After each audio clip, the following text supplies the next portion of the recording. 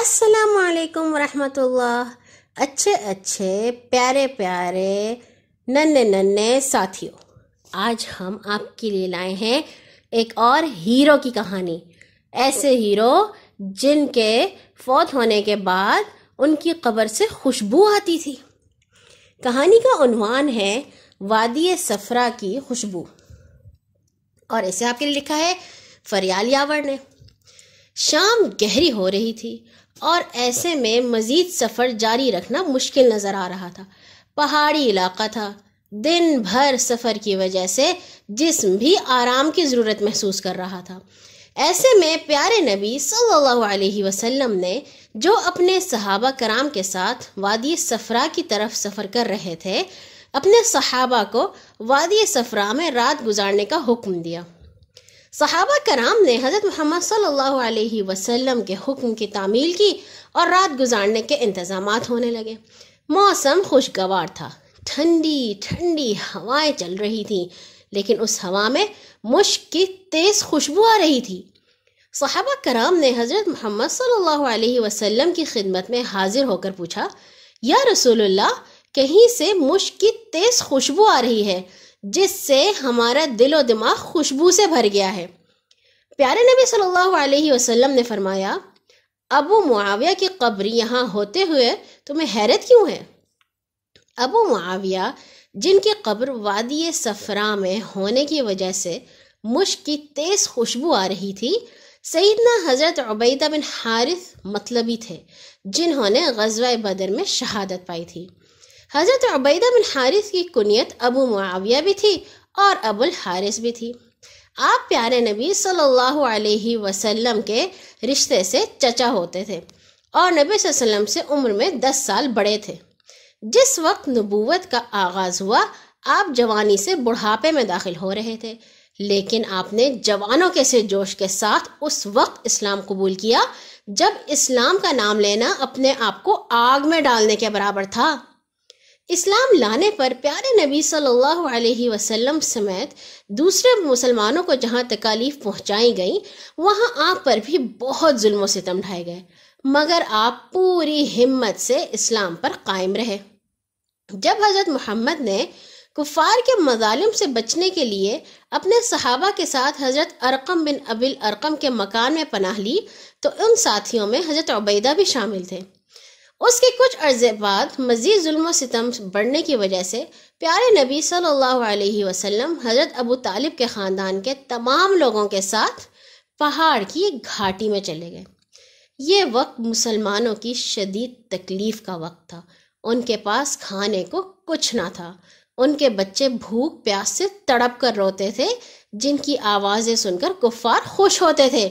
یہ مشکل وقت مسلمانوں نے اس گھاٹی میں، جسے شیب ابی طالب کہا جاتا ہے، 3 سال گزارا، اور اس مشکل وقت میں حضرت عبیدہ بن حارث بھی حضرت محمد صلی اللہ علیہ وسلم کے ساتھ پورے حوصلے اور ہمت سے ڈٹے رہے۔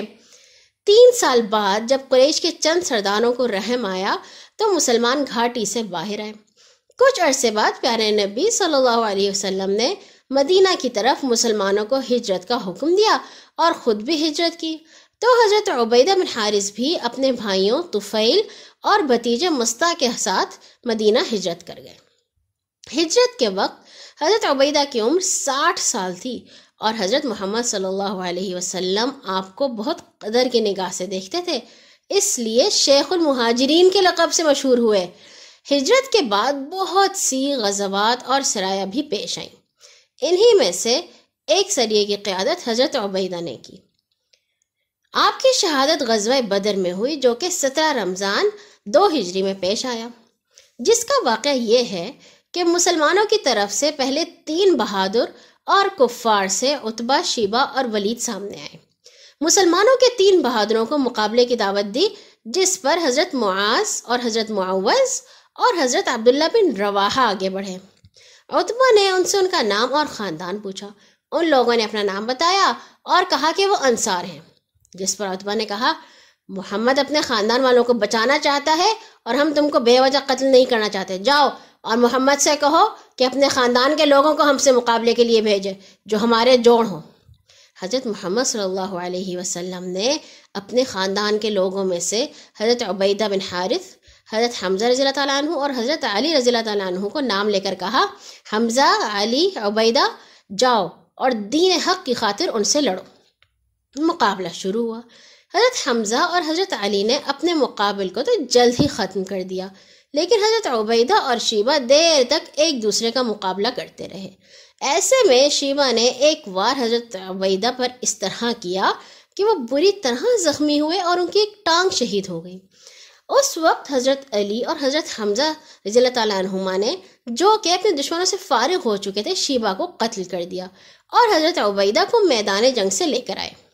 حضرت عبیدہ کو اٹھا کر رحمت عالم صلی اللہ علیہ وسلم کی خدمت میں لایا گیا تو آپ زخموں سے چور تھے۔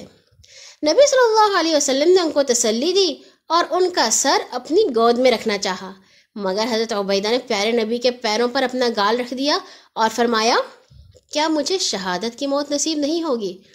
حضور صلی اللہ علیہ وسلم نے فرمایا، بلا شبہ تم شہید ہو اور نیک لوگوں کے پیروکار ہو۔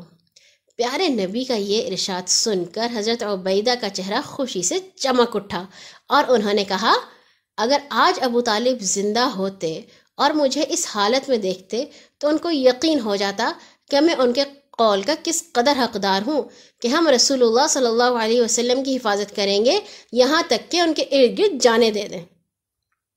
اس کے بعد مدینہ جاتے ہوئے حضرت عبیدہ رضی اللہ تعالیٰ عنہ کی شہادت وادی صفرا کے قریب ہو گئی اور وادی صفرا میں ہی انہیں دفن کر دیا گیا، جس کی وجہ سے پوری وادی سے مشک کی تیز خوشبو آتی رہتی تھی۔